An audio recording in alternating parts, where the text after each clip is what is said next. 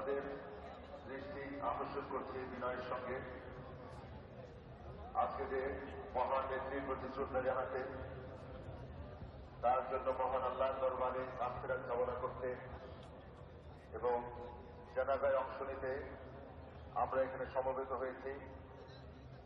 একটি সুন্দর সুশৃঙ্খল অনুষ্ঠান আমরা উপহার দিতে চাই। সম্মানিত সুধী, আপনারা জানেন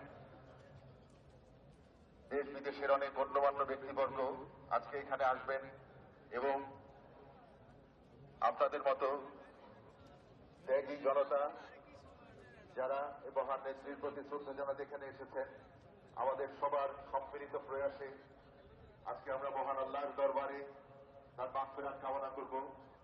সেজন্য একটি সুশৃঙ্খল পরিবেশ একান্ত চিত্তে আপনাদের সহযোগিতার জন্য আমরা